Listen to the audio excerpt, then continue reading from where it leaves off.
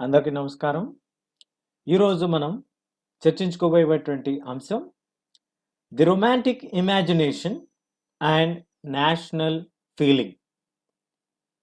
ఈ romantic imagination అంటే ఏంటి, నేషనల్ ఫీలింగ్ అంటే ఏంటి, ఈ రెండిటికి మధ్య ఉన్నటువంటి సంబంధం తెలుసుకునేటువంటి ప్రయత్నం చేద్దాం. The development of nationalism did not come about only through wars and territorial expansion.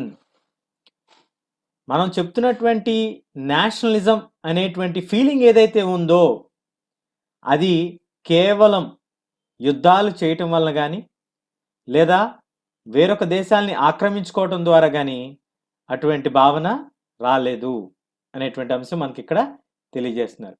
అంటే దేని వలన రాలేదు అంటే, ఒకటి యుద్ధాల వలన రాలేదు, ఓకే. రెండవది టెరిటోరియల్ అంటే భూభాగం, టెరిటరీ అంటే భూమి, టెరిటోరియల్ ఎక్స్పాన్షన్ భూమి యొక్క విస్తరణ ద్వారా అంటే లేదా వేరే దేశాన్ని ఆక్రమించడం వలన కానీ మనమందరం ఒకటి అనేటువంటి భావన రాలేదు, ఓకే. మరి culture played an important role in creating the idea of the nation. మరి దేని వలన వచ్చిందంట? వార్స్ వలన రాలేనప్పుడు మనం మాట్లాడుతున్నటువంటి అంశం నేషనలిజం. నేషనలిజం అనేటువంటిది వార్స్ వలన రాలేదు. మరి దేని వలన వచ్చింది? కల్చర్ వలన వచ్చింది.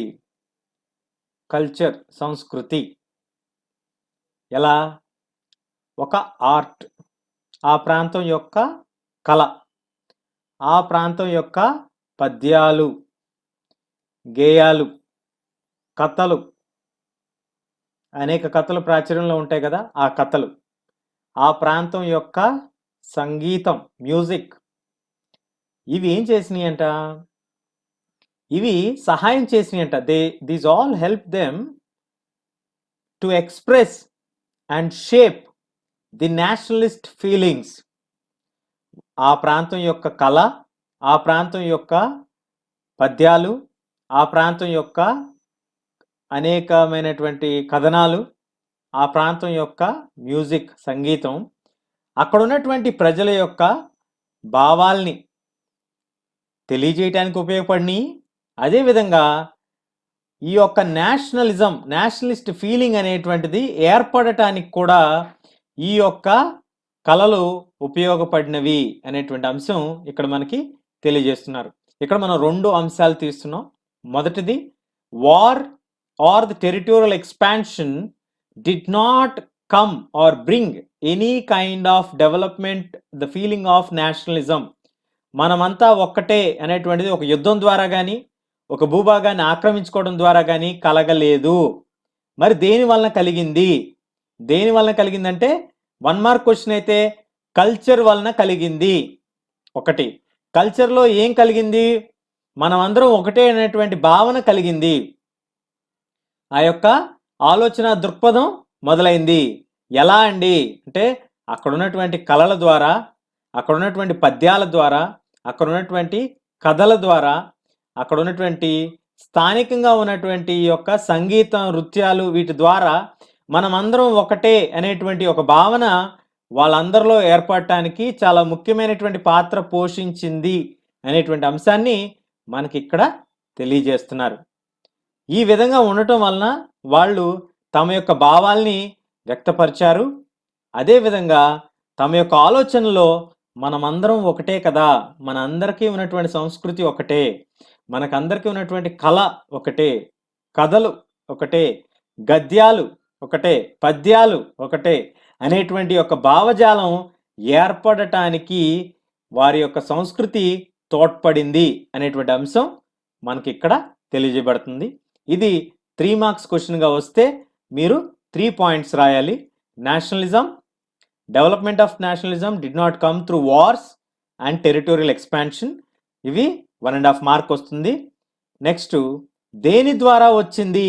The idea of a nation అంటే local art, poetry, stories and music, అది ఒక పాయింట్ అయితే, ఇక్కడ ఇది ఎందుకు ఉపయోగపడినాయి అంటే వాళ్ళని ఎక్స్ప్రెస్ చేసుకోవడానికి, అదేవిధంగా నేషనలిస్ట్ ఫీలింగ్స్ ఏర్పడటానికి, మార్పుగా కలగటానికి, లేదా వాళ్ళ ఆలోచనలో మార్పు జరగటానికి అవి ఉపయోగపడినట్టుగా మనకి చెప్తున్నారు.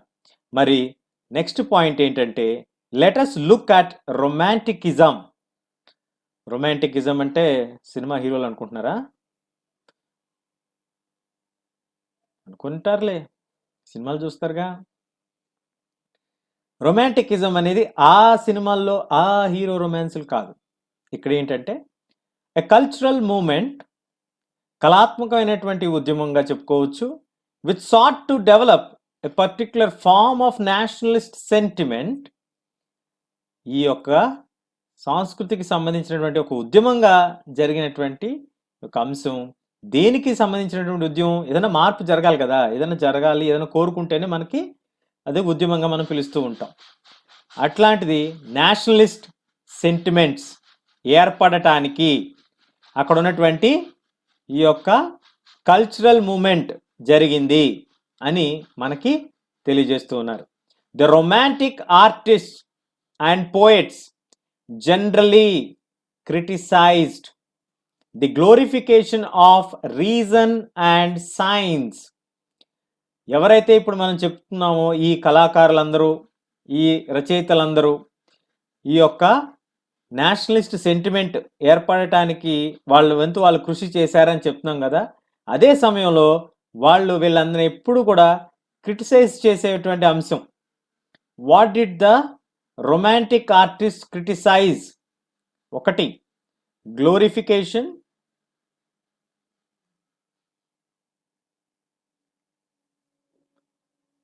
గ్లోరిఫికేషన్లో రీజన్, రెండోది సైన్స్.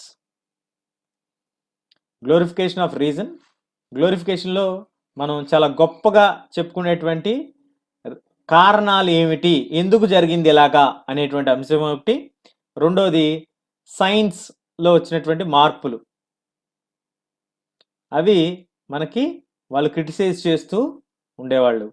కళాకారులు ఈ విధంగా తమ యొక్క ఆలోచన విధానాన్ని చెప్తూ ఉంటారు. ఇక్కడ మనం చూడొచ్చు, ఇది రాజరికం సైనికులుగా మనం గమనించవచ్చు. ఇక్కడ పేదరికం ఉంది, చనిపోయారు, ఏదో ఇబ్బంది పడుతున్నారు, ఇక్కడ బతిమలాడుతున్నారు. ఒక దయనీయమైనటువంటి స్థితి, ఒక ఇబ్బందికరమైనటువంటి పరిస్థితిగా మనం దీన్ని చెప్పుకోవచ్చు.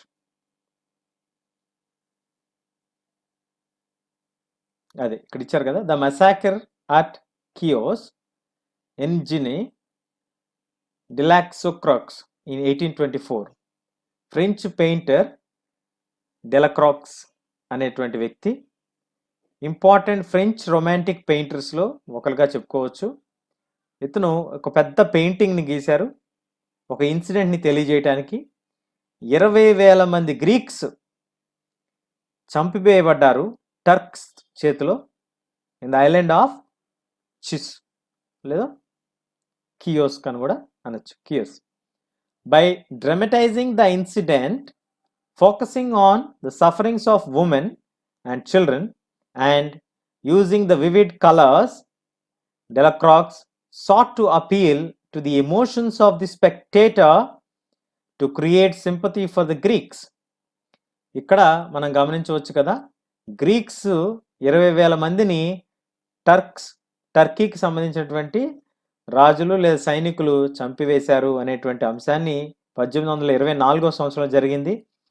దానికి సంబంధించినటువంటి విషయాన్ని తన యొక్క కళ, తన యొక్క ఆర్ట్ ద్వారా తెలియజేసేటువంటి ప్రయత్నం చేశారు. ఇందులో అనేక రకాలైనటువంటి కలర్స్ను కూడా ఆయన యూజ్ చేశారు, అది కూడా మనం గమనించవచ్చు. అంటే చాలా దయనీయమైనటువంటి స్థితి అనేటువంటి పాయింట్, సింపతి, దాని ద్వారా సానుభూతి ఉంటే బాగుంటుంది గ్రీక్స్కి ఈ జరిగినటువంటి అన్యాయం అని తెలియజేసేటువంటి ప్రయత్నం.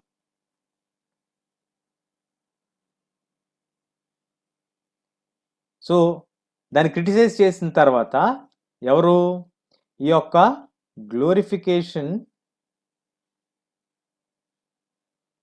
దేనికి సంబంధించి? రీజన్ అండ్ సైన్స్, ఈ రెండింటిని క్రిటిసైజ్ చేశారు కదా. మరి వాళ్ళకి ఏం కావాలండి? అంటే ఎమోషన్ మన యొక్క భావాలు. ఇంట్యూషన్ మనకున్నటువంటి ఫీలింగ్, లోపల ఉన్నటువంటి యొక్క అనుభూతిగా చెప్పుకోవచ్చు. అలాగే మిస్టికల్ ఫీలింగ్ వర్ణించలేనటువంటి యొక్క భావాల్ని. మనకి కొన్ని భావాల్ని మనం వర్ణించలేం. అమ్మ పైన మీకున్నటువంటి ప్రేమను చెప్పండి అంటే మన దగ్గర పదాలు సరిపోవు. ఎందుకని? అది ఒక అద్భుతమైనటువంటి భావన. అట్లాంటి వాటిని మనం మిస్టికల్ ఫీలింగ్గా చెప్పుకోవచ్చు.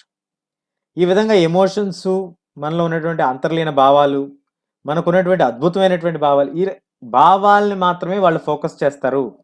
Reason, logic, science, experiments, truth, facts ఇవి కాదు. ఆర్టిస్ట్కి ఎప్పుడు కూడా ఎమోషనల్ అపీల్, ఒక అంతర్లీనటువంటి ఒక మెసేజ్ని తెలియజేసేటువంటి ప్రయత్నం ఎప్పుడూ చేస్తారు.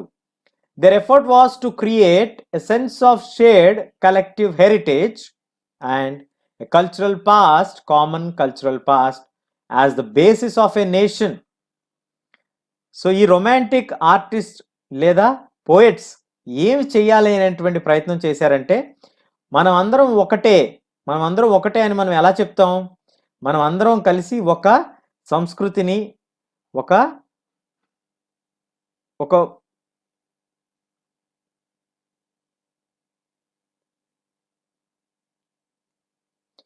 చారిత్రాత్మకమైనటువంటి గొప్పదనాన్ని మనం క్యారీ చేస్తున్నాము. మనందరికీ ఒక కామన్గా ఉన్నటువంటి పాస్ట్ ఉంది. ఈ ప్రాంతానికి ఒక చరిత్ర ఉంది.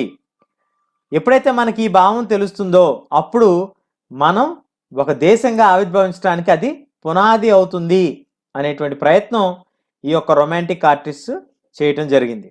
ఇక్కడ మనం గమనించవచ్చు, రొమాంటిక్ ఆర్టిస్ట్ లేదా రొమాంటికిజం అంటే వాళ్ళు ఏం చేశారంటే, they rejected the glorification of reason and science.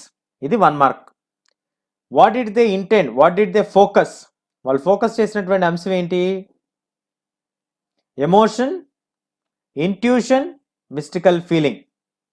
ఇది 1 మార్క్.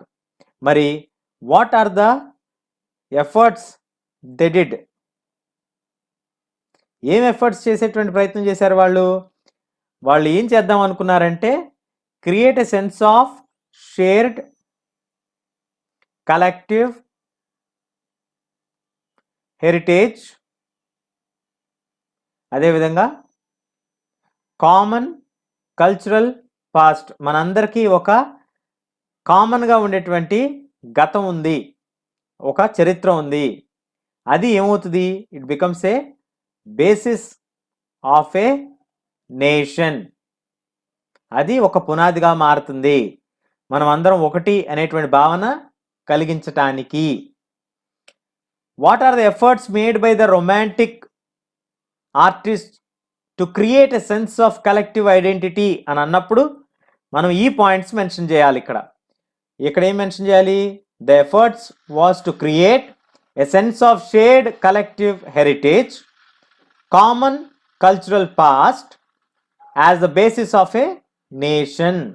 కాబట్టి ఈ 2 పాయింట్లు మనం కవర్ చేయాలి. ఇందులో what did they reject, what did they focus and what did their efforts were, or వాళ్ళు ఏం అచీవ్ చేద్దాం అనుకున్నారు అనేటువంటి దాన్ని మనకి ఇక్కడ 3 పాయింట్లలో చెప్పటం జరిగింది.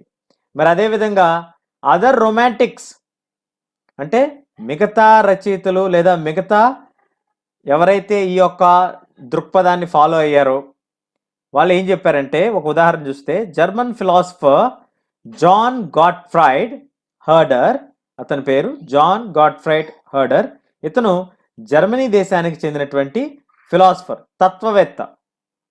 ఇతను ఏం చెప్తున్నాడంటే, true German culture was to be discovered among the common people, das volk. అంటే గాట్ఫ్రైడ్ ఉద్దేశం ఏంటంటే, మనకి నిజమైనటువంటి జర్మన్ యొక్క సంస్కృతి తెలియాలి అంటే అది కేవలం సామాన్యమైనటువంటి ప్రజల దగ్గర మాత్రమే నిక్షిప్తమై ఉంటుంది, నిజంగా ఉంటుంది.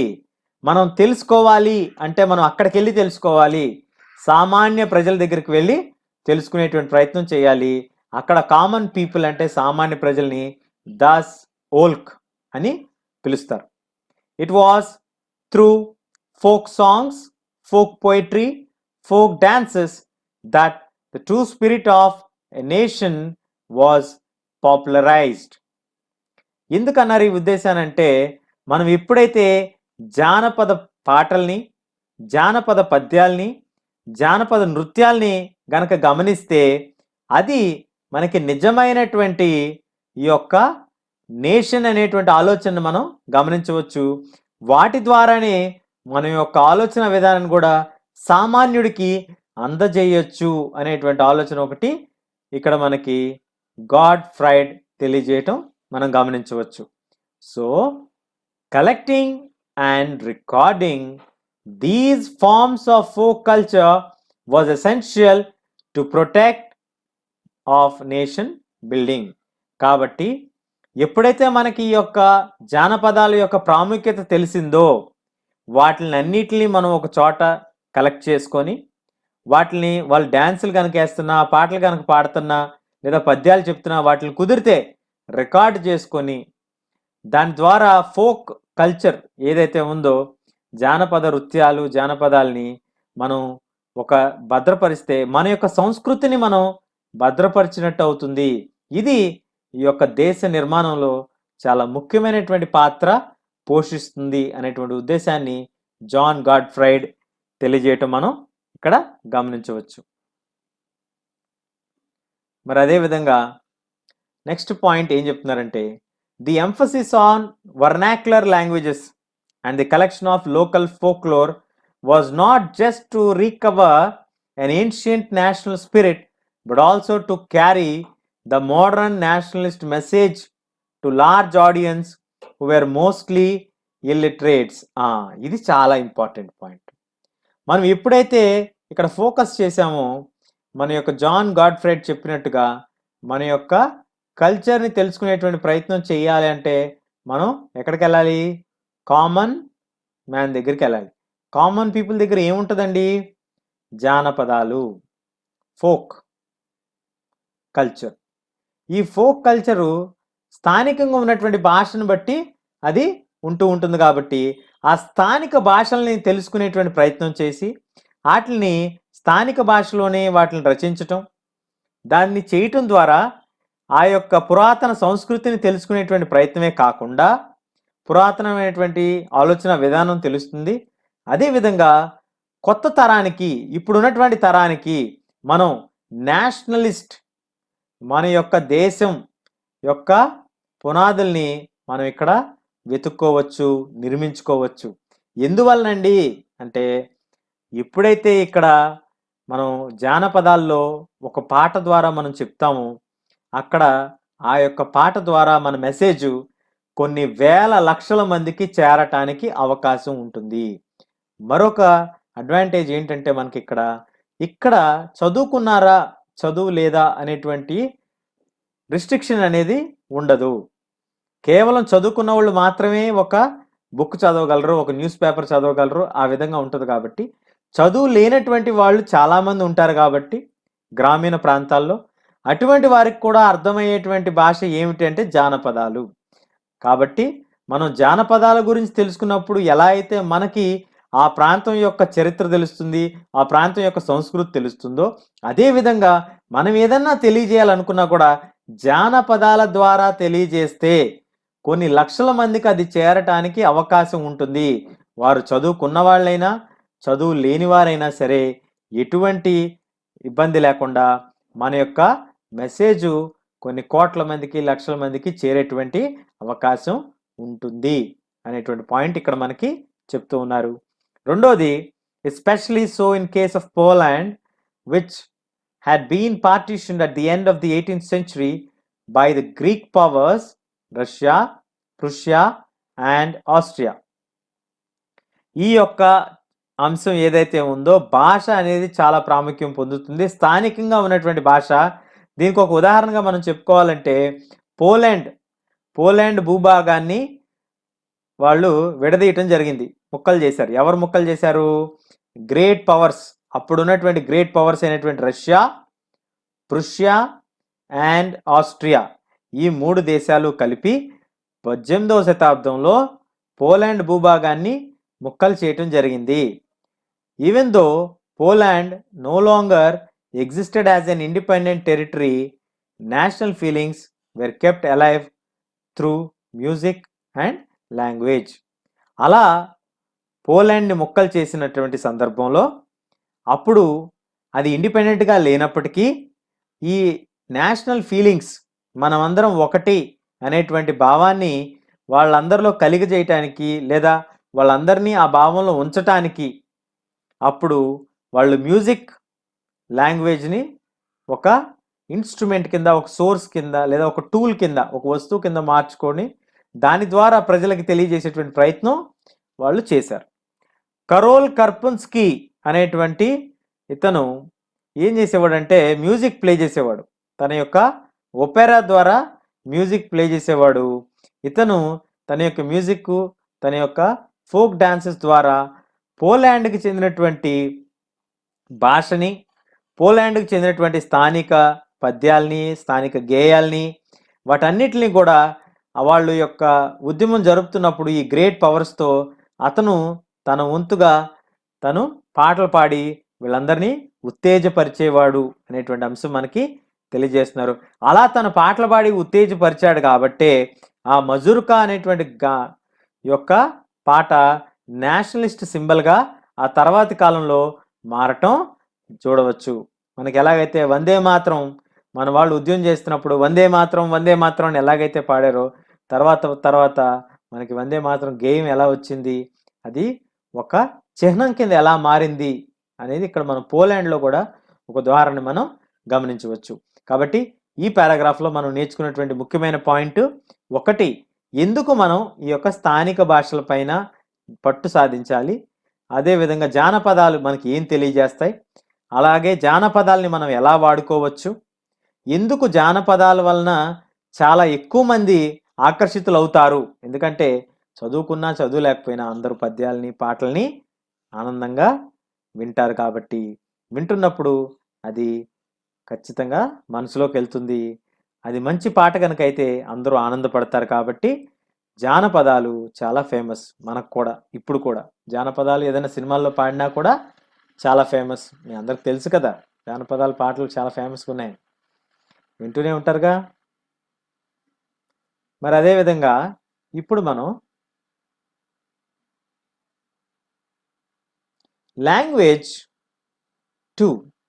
లాంగ్వేజ్ కూడా played an important role in developing nationalist sentiments. భాష కూడా చాలా ప్రముఖమైనటువంటి పాత్ర పోషించింది ఈ యొక్క నేషనల్ సెంటిమెంట్స్ని ఉత్తేజపరచడంలో అని ఈ యొక్క పాయింట్ చెప్తున్నారు. ఏంటంటే రష్యా ఎప్పుడైతే పోలాండ్ని ఆక్యుపై చేసిందో, మనం ఇందాక చెప్పుకున్నాం కదా, పోలాండ్ని విభజించారని, పోలాండ్ భూభాగాన్ని రష్యాకి ఇచ్చినప్పుడు పోలాండ్లో రష్యా వాళ్ళు తమ యొక్క అధికారాన్ని చేజింకించుకున్న తర్వాత అక్కడ స్థానికంగా ఉన్నటువంటి భాష ఏంటంటే పోలిష్ భాష. మనకి ఆంధ్ర రాష్ట్రంలో కానీ తెలంగాణలో కానీ కామన్గా ఉన్నటువంటి లాంగ్వేజ్ ఏంటి? తెలుగు. వేరే రాష్ట్రం వాళ్ళు మన దగ్గరికి వచ్చినప్పుడు వాళ్ళు ఆక్యుపై చేస్తే, అంటే ఈ యొక్క ప్రాంతాన్ని కబ్జా చేస్తే ఇక్కడ ఉన్నటువంటి స్థానిక భాషను తీసేశారు, అంటే తెలుగుని తీసేస్తే ఎంత కోపం వస్తుంది మీకు? చాలా కోపం వస్తుంది కదా. ముఖ్యంగా స్కూల్స్లో తీసేస్తే బాగా కోపం వస్తుంది. తీసేసి రష్యన్ లాంగ్వేజ్ ఎవరైతే వచ్చారో వాళ్ళ భాష నేర్చుకోమన్నారు. మీరు స్కూల్కి వెళ్ళారు, ఆ రోజు రష్యా వాళ్ళు మన మీద దండయాత్రకు వచ్చారు, ఆ ప్రాంతాన్ని తీసుకున్నారు. మీ స్కూల్లో ఇప్పటి వరకు మీరు చక్కగా తెలుగు ఇంగ్లీషో చదువుకుంటున్నారు. ఆ 2 భాషలు తీసేసి ఇప్పుడు మీరు రష్యన్ భాష నేర్చుకోండి అని చెప్పారు. మీకు ఏమన్నా అర్థమవుతుందా? అసలు ఏమన్నా? ఖచ్చితంగా అర్థం కాదు కదా. మనకు మామూలుగా మన భాషలో మనకు మాట్లాడితేనే సగం పదాలు సరిగ్గా అర్థం కావు. టీచర్ గారు ఏదైనా చెప్తున్నారంటే సగం వెళ్ళదు పైకి మనకి. అలాంటిది వేరే భాషలో చెప్తే ఏమన్నా అర్థమవుద్దా? వాళ్ళకే అర్థం కాలేదు, మరి అదే problem. In 1831, an armed rebellion against the Russian rule took place which was ultimately crushed. Russia ఏమన్నా చిన్న దేశమా? చాలా పెద్ద దేశం కదా, మనం ఫైట్ చేయలేం. ఇక్కడ చూడండి 1831లో ఒక ఆర్మీ రెబెల్ చేశారు. ఎవరి మీద? రష్యా రూల్ మీద. చేస్తే రష్యా వాళ్ళు తక్కువ వల్ల తొక్కి పడేశారు. Ultimately it was crushed. తొక్కి పిప్పి చేసేసారంట. ఫాలోయింగ్ దిస్, అలా జరిగిన తర్వాత many members of the clergy in Poland began to use language as a weapon of national resistance. మరి మనం వాళ్ళతోనేమో ఫిజికల్గా ఫైట్ చేయలేకపోతున్నాం, వాళ్ళేమో మన భాషను ఒప్పుకోవట్లేదు. కాబట్టి వాళ్ళని ఇసుకిచ్చేటువంటి పని ఒకటి చేద్దాం. ఏమనుకున్నారు? చర్చిలో ఫాదర్స్ వీళ్ళందరూ అనుకున్నారంట, ఏం చేయాలని, పోలాండ్ కదా ఇది, పోలిష్ భాషలోనే మనం మాట్లాడదాం. వాళ్ళు కొడతారా? ఓకే, కానీ వాళ్ళకి ఫ్రస్ట్రేషన్ వస్తుంది కదా, వాళ్ళని మనం ఇరిటేట్ చేయొచ్చు కదా. అదేవిధంగా మన యొక్క భాష మనం మాట్లాడుకోవటంలో మనకు ఒక ఆనందం ఉంటుంది. ఆ ఆనందాన్ని మనం అనుభూతి చెందుదామని వీళ్ళు Polish was used for church gatherings and all religious instructions. చర్చిలో జరిగేటువంటి ప్రతి ప్రార్థనలు, జరిగేటువంటి ప్రతి కూటములు అన్నీ కూడా వాళ్ళు పోలిష్ లాంగ్వేజ్లోనే చేసేవాళ్ళు. ఈ గుడికి సంబంధించినటువంటి అంశాలు కానీ, చర్చికి సంబంధించినటువంటి ఎటువంటి ఇన్స్ట్రక్షన్స్ అయినా వాళ్ళు పోలిష్ లాంగ్వేజ్లో మాత్రమే ఇచ్చేవాళ్ళు. మరి రష్యా వాళ్ళ కోపం వస్తుంది కదండి, ఖచ్చితంగా వస్తుంది కదా, కన్ఫర్మ్. మనం చూస్తున్నాంగా సినిమాల్లో వచ్చేసింది కోపం వీళ్ళకి కూడా. దాని తర్వాత ఏమైంది? As a result a large number of priests, church ఫాదర్లు, చర్చ్ బిషప్ల్ని తీసుకెళ్లి జైల్లో పడేశారు. అంతేనా? అక్కడ కూడా వీళ్ళు పోలీషే మాట్లాడుతూ ఉండుంటారుగా, లాభం లేదు, వీళ్ళని పోలాండ్ నుంచి కూడా బయటపడేద్దామని సర్బియా అనేటువంటి దేశానికి తీసుకెళ్ళి అక్కడ పడేశారు. అది చాలా కోల్డ్ ప్రాంతం అనమాట, చాలా ఇప్పుడు కూడా చాలా కోల్డ్గా ఉంటుంది. ఈ Russian authorities saw it as a punishment for their refusal to preach in Russian. రష్యాలో మీరు మాట్లాడట్లేదు కాబట్టి, మా యొక్క భాషలో మీరు మాట్లాడకుండా మీకు ఇష్టం వచ్చినటువంటి భాషలో మీరు మాట్లాడుకుంటున్నారు కాబట్టి మా కోపం వచ్చింది. కోపం వస్తే మేము ఏం చేస్తాం? పనిష్మెంట్ ఇస్తాం. పనిష్మెంట్ ఇచ్చారు వీళ్ళకి. ఎవరికి? ఫాదర్లకి, బిషప్లకి. ఎందుకు ఫాదర్లకి బిషప్లకే ఇచ్చారు? వేరే వాళ్ళకి ఇవ్వచ్చు కదా, ఇవ్వచ్చు. కానీ ఎవరైతే చర్చిలో వచ్చేటువంటి వాళ్ళందరినీ మీరు మోటివేట్ చేస్తున్నారు కదా ఆ భాషలో మాట్లాడండి అని, మీరు కావాలనే చేస్తున్నారు కదా ఈ పనులన్నీ. మీ వలన చర్చికి వచ్చేటువంటి వాళ్ళందరూ కూడా రష్యన్ మాట్లాడకుండా పోలిష్ మాట్లాడేటువంటి ప్రయత్నం మీరు చేస్తున్నారు కాబట్టి ముందు మిమ్మల్ని ఇద్దరిని అరెస్ట్ చేసేయాలి. చర్చికి సంబంధించినటువంటి ఫాదర్లని, బిషప్లని అందరిని తీసుకెళ్ళి జైల్లో పెట్టేశారు. జైల్లో పెట్టేసినా కూడా వీళ్ళు వింటలేదు. ఇక్కడ కాదు అసలు, తీసుకెళ్ళి మారుమూల ప్రాంతంలో పడేయండి అని చెప్పి సైబేరియాలో పడేశారు. So they use Polish came to be seen as a symbol of struggle against Russian dominance. ఇక్కడ పోలిష్ ప్రజల యొక్క మనోభావాన్ని మనం అర్థం చేసుకోవాలి. రష్యా చాలా బలమైనటువంటి, అధునాతనమైనటువంటి ఆయుధాలు కలిగినటువంటి దేశం. సంపదలో కానీ, సైన్యంలో కానీ చాలా బలవంతమైనటువంటి దేశంగా మనం చెప్పుకోవచ్చు. ఉదాహరణకు మీరు ఒక ఏనుగు కింద మీరు ఊహించుకోండి, అప్పుడు మీకు అర్థమవుతుంది ఎంత బలవంతులు రష్యా వాళ్ళని. అలాంటప్పుడు ఏనుగు దగ్గరికి వెళ్ళి మనం ఒక చిన్న దేశం, చిన్న జంతువు ఏదైనా వెళ్ళి ఫైట్ చేయాలనేటువంటి ప్రయత్నం చేస్తే జరుగుతుందా? అది జరగదు కదా. అలాగని మనం వదిలేయలేం కదా. మన దేశం, మన భాష, మన సంస్కృతి, మన తల్లిదండ్రులు.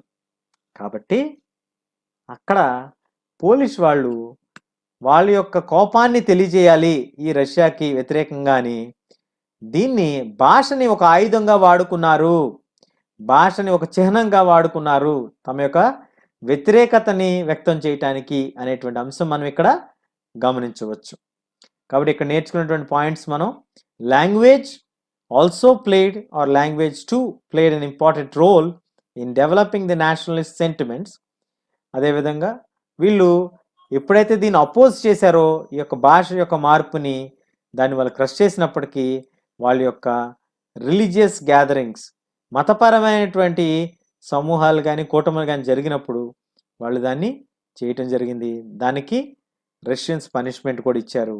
బట్ ఈ మొత్తం ఇన్సిడెంట్లో మనకు తెలిసేటువంటి అంశం ఏంటంటే, పోలిష్ భాష అంటే ఒక భాషని కూడా మనం మన యొక్క వ్యతిరేకతని తెలియచేయచ్చు, మన యొక్క అసహనాన్ని తెలియచేయచ్చు అని మనం ఇక్కడ ఈ ఉదాహరణ ద్వారా తెలుసుకుందాం.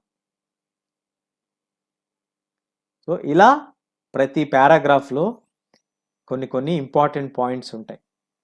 అవన్నీ కూడా మనం గమనించి మీరు చక్కగా నోట్స్ కానీ హైలైటర్ కానీ పెట్టుకొని నీట్గా హైలైట్ చేసుకొని 1-2 సార్లు చదివారనుకోండి, ఆటోమేటిక్గా మీకే అర్థమైపోతూ ఉంటుంది. ఎట్లాంటి క్వశ్చన్ ఇచ్చినా మీ అంతటి మీరే రాయగలుగుతారు. రాస్తారుగా? రాస్తారులే, రాయండి, బాగా చదువుకోండి.